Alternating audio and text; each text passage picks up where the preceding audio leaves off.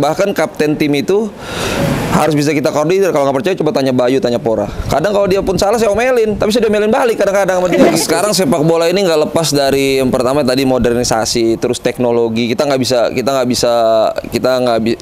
bisa lupa dari itulah. Kita nggak bisa lepas dari itu sekarang. Berarti gua sama Bang Made udah levelnya udah karena orang tua kali ya. Jadi sukanya kiper-kiper old school.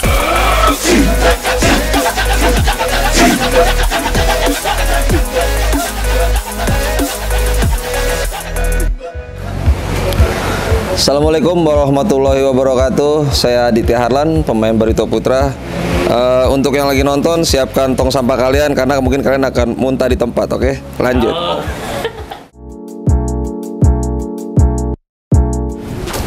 Kebetulan itu saya sebenarnya nih nggak sengaja jadi pemain bola nih. Bener nih, tenan ini. Sebenarnya nggak sengaja saya jadi pemain bola karena yang pertama orang tua kan ngelarang saya tuh karena katanya main bola olahraganya kontak fisiknya keras lah segala macam. Ya gue gini-gini sultan juga, gue nggak boleh cerecet, gue nggak boleh apa-apa ya. Cuma kan gue ngikutin kata hati gue gitu loh. Kata hatinya tuh masih iya gue nggak bisa kayak orang-orang dulu kan idola gue. Ngelihatnya tuh banyak lah pemain-pemain Indonesia, pemain-pemain luar, terus kayaknya tuh main bola tuh gampang disukain orang gitu loh. Tapi sekarang terbalik nih, malah gampang dibenci orang juga gitu. Tapi ada plus minusnya sih. Tapi saya bersyukur udah bisa ngelewatin fase-fase itu sih sampai saat ini. Alhamdulillah. Dan alhamdulillah menjadi kuat juga ya. Kuat mental. Betul, harus dong. Kalau kita nggak kuat mental, saya nggak bakal bisa duduk di sini bicara dengan kameranya Tiento. Oke, Bang.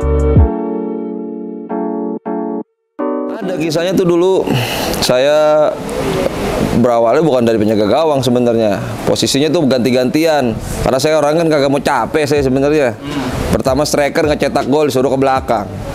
Di belakang saya bawaannya emosi terus, akhirnya nggak bisa jaga pertahanan, yang ada berantem mulu main bolanya.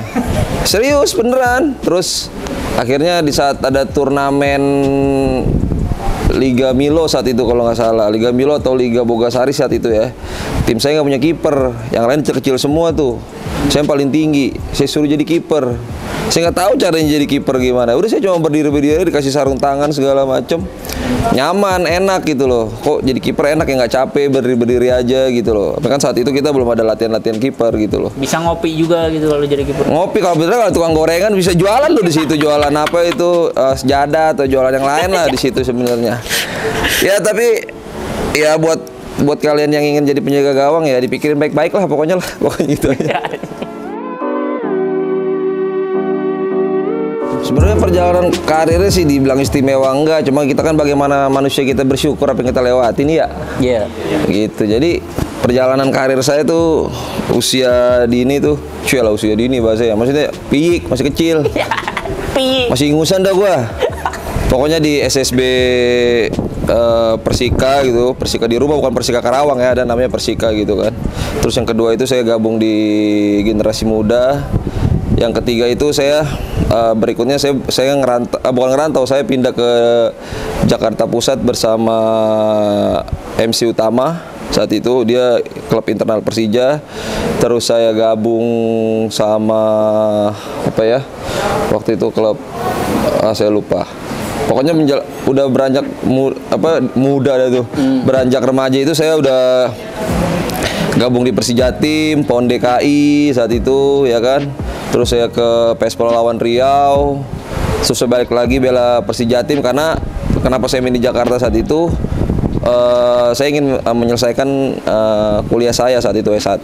Terus saya gabung lah karena lagi itu kan liga kita terbagi menjadi dua kan, IPL dan ISL. Nah saya menyeberang ke IPL saat itu, saya membela Tangerang Wolf dan Persibo Bojonegoro.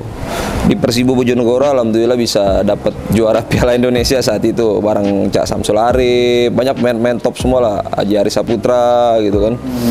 Nah terus sampai akhirnya di 2013 saya bergabung dengan Barito Putra sampai saat ini. Ya perjalanannya ya naik turun, tapi bagaimana ya saya bisa survive ya itu karena doa orang-orang yang menyayangi saya, terus keluarga yang pasti ya kan, ibu, ayah, terus istri saat ini sama anak, itu aja sih. Oke, berarti sudah 9 tahun ya Bang ya di Insya Allah 9 tahun di Barito Putra. Jadi kalau jadi kiper tuh sebenarnya mental sih. Mental. Jadi mental itu bagaimana kita bisa karena kita harus bisa koordinir, bahkan kapten tim itu harus bisa kita koordinir. Kalau nggak percaya coba tanya Bayu, tanya Pora. Kadang kalau dia pun salah saya omelin, tapi saya omelin balik kadang-kadang sama dia gitu. Dilema kadang-kadang. Ya tapi emang begitu, karena di sepak bola kita harus bisa, karena harus bisa penjaga gawang ya khususnya, kita harus bisa bagaimana kita mengatur pertahanan kita, terus apalagi kan ya harus lebih cerewet lah. Jadi kita nggak boleh kalah sama emak-emak. Jadi kadang-kadang gue nongkrong sama emak-emak tuh, gimana caranya biar cerewet gitu. Berarti selain jadi kiper tuh harus cerewet. Nongkrongnya sama emak-emak, sama bawel juga. Bawel. Pokoknya bawel itu aja sih. Soalnya kalau kiper nggak bawel, lu nggak bakal, lu diem aja ntar masuk, wah kamu nggak bicara ini itu segala macam. Nah salah gitu loh. Siap. Banyak Selain tipsnya. tadi ya kalau jadi kiper tutorialnya cari aja lah di Google ya, refleks dan lain sebagainya. Banyak lah. Ya itu sih pelan-pelan aja sih. Nanti sekarang perkembangan anak sekarang kalau menurut saya untuk dapetin informasi bagaimana menjadi penjaga gawang, latihannya semua tuh udah ada di media sosial, di YouTube segala macam gitu loh. Maksudnya udah berkembang pesat lah. Gitu loh. Apalagi sekarang sepak bola modern Ya, sepak bola udah modern kan, jadi kita harus udah ikutin bisa sepak jadi bola. striker sekarang Bang. Bisa. Kita bisa jadi pelatih juga di lapangan aja. Iya. Sekarang. Ya sekarang sepak bola ini nggak lepas dari yang pertama tadi modernisasi, terus teknologi. Kita nggak bisa lupa dari itulah. Kita nggak bisa lepas dari itu. Sekarang kalau tim Tiento bisa lihat sekarang banyak di tim Liga 1 ada pakai rompi khusus yang warna hitam itu kan, seperti bra itu sepertinya fungsinya seperti GPS, karena itu biar mengetahui bagaimana daya jelajah pemain di lapangan segala macam. Nah itu pentingnya sebuah teknologi dan data sebenarnya, karena apa, nanti untuk next season, untuk berikutnya kita bisa tahu kemampuan si pemain itu. Jadi pelatih yang baru atau klub baru yang merekrut dia udah tahu gitu loh data-datanya seperti itu. Jadi statistiknya betul. Jadi lebih fleksibel kan sekarang kan. Jadi kita harus ikutin perkembangan zaman sih sebenarnya. Sekarang udah ada video VAR. Tadinya kan pakai wasit 5, sekarang VAR. Besok bisa jadi sekeliling itu wasit semua tuh. Bener. Bisa jadi ya? Bisa jadi, siapa tahu ya kan. Lagi wasit. Jadi kalau wasit misalnya dikasarin satu, muncul lagi wasit. Jadi muncul mulu tuh wasit. Gitu. Oke. Di luar itu saya termasuk yang old school sih orangnya sih. Ya nggak apa-apa. Karena saya sangat suka tuh sama mainnya. Kalian nggak tahu deh kenal apa nggak Peter Schmeichel? Tahu. Nah, kalau misalnya sport penggemar MU pasti tahu, karena saya dulu sampai punya kepingan videonya itu tuh. CD zaman dulu CD lah ya. Zaman CD itu bawa celana dalam loh CD yang bulat. Iya. CD ya, itu gue sampai gue tonton berkali-kali tuh cara mainnya dia tuh. Wah gitu di situ tuh gue dapet kiper tuh harus bawel, berani, distribusi bola. Serius itu sekarang waduh.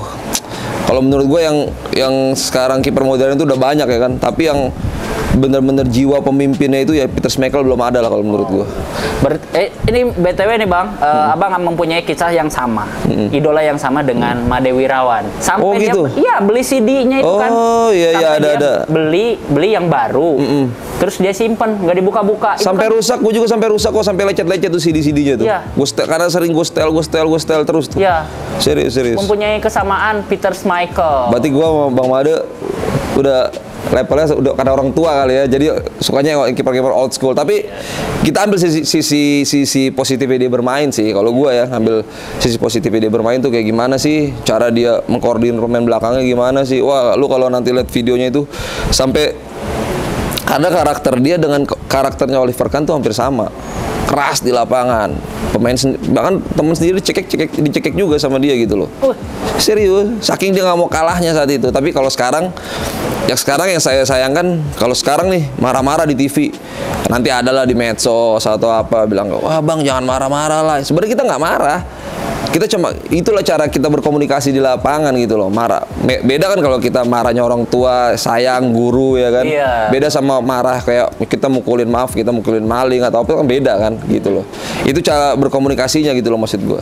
Gitu. Oh iya, mempunyai kesamaan juga dengan Bang Made berarti. Wah, mantep. Bisa ntar kolaborasi gitu Bang Made. Jadi 2 dong kipernya satu gawang. Nggak apa-apa, ngopi kita di gawang mencatur. Ngopi ya. Oke. Idola gue Chelsea. Why? Chelsea karena gue pertama apa ya? Ya nggak ini sih, mungkin karena beberapa pemainnya dari zaman Gianluca Vialli, terus John Hasselbank, Balak, Drogba saat itu, terus ada Peter Cech saat itu ya kan, ada Peter Cech saat itu. Jadi gue suka aja gitu loh, karena perkembangan dia kan dulu dia bukan tim jelek-jelek banget sih Chelsea gitu loh, gitu. Oke, klub idolanya ya? Idol Chelsea. Oke.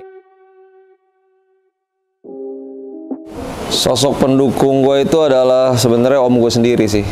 Namanya Idan Surapati, dia dulu mantan pemain di era Galatama di Liga Persija juga saat itu. Jadi beliau juga sudah memberikan gue banyak masukan tentang sepak bola. Dia yang mengenalkan gue tentang sepak bola gitu dari kecil. Dulu ya gue anak benar-benar disuruh belajar sama orang tua gitu loh, disuruh belajar, maksudnya ngapain sih main bola ini udah segala macam, gue suruh belajar. Akhirnya dia ajak gue lah ke lapangan, itu Pak Idan, namanya Idan Surapati. Sampai sekarang pun kalau gue mau main gue sering telepon dia segala macam gitu kan, karena dia itu masih hubungan famili sama gue karena dia kakaknya emak gue gitu loh. Dia kakaknya emak gue gitu. Jadi jadi dia bener-bener support gue langsung. Akhirnya ya sampai sekarang dari keluarga gue bisa mewakili almarhum kakek gue itu karena kan suka sepak bola gitu loh. Jadi ya alhamdulillah bisa menyenangkan keluarga walaupun gue belum bisa membanggakan banget gitu. Oke. Gimana tuh? Kalau hal itu sih bagian dari ya mungkin yang sebagian udah kenal gue, saya orangnya ya begitu, maksudnya ya bercanda gitu. Tapi kalau misalnya pertandingan serius ya serius gitu loh. Tapi kalau udah di luar lapangan kayak latihan, mau persiapan latihan itu gue bercanda gitu loh. Kayak tadi gue pakai wig kayak Pak Tarno gitu kan, gue pakai wig segala macam. Jadi gue berusaha mau mencairkan suasana tim gue kan. Jadi gue mau bikin suasananya itu cair gitu loh, nggak mau suasananya jadi tegang gitu loh. Kadang ya gue bercanda, gue misalnya sama Baga, sama Benny, sama Inyong, sama anak muda gue bercanda. Jadi ya celetuk-celetukan orang Jakarta gimana sih, tapi tetap gue kontrol. Tapi nggak ada di situ, nggak ada kayak bully atau apa, nggak ada gitu. Karena kita nggak boleh loh bully di manapun, kita tidak benarkan tentang bully itu loh. Oke, asik-asik gitu aja sih Bang. Iya dong, harus asik. Harus asik. Oke Bang. Yang paling gue banggakan itu saat 2013 main lawan Arema Malang di Kanjuruhan. Saat itu gue bisa tepis penaltinya Greg Nokolo di menit-menit terakhir. Jadi Barito bisa curi 1 poin dan skornya 1-1. Itu 2013. Gua itu pokoknya udah gue tepis bolanya, di rebound lagi sama Victor Igbonevo, masih bisa gue tangkap bolanya. Itu momen yang gak bakal gue lupain selama gue hidup ya nanti ya. Gak bakal gue lupain itu. Karena itu 2013. Dan man of the match juga mungkin ya. Mungkin saat itu ya. Terus yang kedua karir lagi ya. Yang kedua itu juga pertandingan juga 2017 lawan Persib Bandung, main di Sijalak Harupat, skornya 0-0. Kalau lu ingat itu headingannya Ezekiel Enduasel, akhirnya gue udah posisi mati langkah. Gue nggak tahu itu bola akhirnya dapet, jadi bisa gue tepis keluar. Itu maksudnya setelah sampai kamar pun gue nggak nyangka gue bisa save itu bola. Itu momen yang nggak bakal gue lupain selama karir gue di itu. Dua momen itu sih. Iya. Oke. Ya untuk adik-adikku di luar sana yang baru merintis atau sudah merintis sepak bola, jujur sepak bola adalah sekarang hal yang sudah menjanjikan dari segi materi. Kalian bisa mencari nafkah di situ. Tapi ingat, di era berkembang sekarang dengan medsos yang ada ini, kalian harus pintar-pintar menjaga itu. Karena apa? Di situ kalian bisa menjadi terkenal, bisa juga kalian menjadi terpuruk di situ. Jadi pesan saya, kalau kalian sudah memilih jalan di sepak bola, kalian harus yakin kalian harus bekerja keras, dan kalian tuh harus bener-bener menikmati dan melewati semua fase-fase itu. Karena apa? Di saat kalian sudah merasa puas di situ, nanti udah ada muncul star syndrome atau apa, itu kalian akan cepat jatuh ke bawah. Tapi kalau kalian nikmati prosesnya, terus kalian mau down to earth, terus kalian mau bertanya lah di saat dimana sih kelemahan saya, kekurangan saya segala macam, terus mau menghormati yang lebih tua, senior, insya Allah kalian main bolanya akan lama dan jenjang kalian itu akan sangat panjang gitu loh. Tapi yang penting tetap semangat, terus nggak boleh gampang menyerah, terus bijak dalam bermedia sosial, karena itu juga bisa mengangkat kamu dan itu juga bisa menjatuhkan kamu. Itu aja pesan saya sih. Oke Bang, keren. Oke, terima kasih. Itu aja tadi obrolan kita yang singkat, padat dan jelas. Jangan lupa like, comment, and subscribe di Tiento Indonesia. Oke.